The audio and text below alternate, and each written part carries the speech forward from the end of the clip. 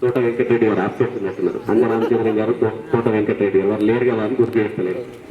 అదేవిధంగా నిన్నటి నుంచి ఎంతో ఉత్సాహంగా ఈ క్రీడల్లో పాల్గొన్నటువంటి క్రీడాకారులకు అందరికీ కూడా పేరు పేరున నా యొక్క నమస్సుమాంజలు. ఇంత ఎపిక్ టైంలో చాలా ఒత్తిడిలో ఉన్నటువంటి సమయంలో కూడా డిస్ట్రిక్ట్ లెవెల్ టోర్నమెంట్ అనగానే చాలా మంది క్రీడాకారులు సోదరుడు మాజీ ఉప సర్పంచ్ కుక్కపల్లి కనకరాజు గారు నిన్న మొత్తం ఎర్రటి ఎండలో కూడా ఎలాంటి అసౌకర్యాలు కలగకుండా మనకు ఇంత పెద్ద గొప్ప టోర్నమెంట్లో క్రీడాకారులకు అందరికీ ఎంతో క్రమశిక్షణతోటి ఆడించినటువంటి మన పిఈటీలు దేవరాజు గారు, అశోక్ గారు, అదేవిధంగా మన మేడం గారు, అదేవిధంగా గ్రామీణ ప్రాంతంలో ఉన్నటువంటి క్రీడాకారులను వాళ్ళలో ఉన్నటువంటి నైపుణ్యాన్ని బయటకు తీసి వాళ్ళ క్రీడా నైపుణ్యాన్ని పెంపొందించే దిశగా ఇక్కడ నైపుణ్య ఆర్గనైజేషన్ ఆధ్వర్యంలో ఈ యొక్క కార్యక్రమాన్ని యొక్క టోర్నమెంట్ ను తీసుకోవడం జరిగింది.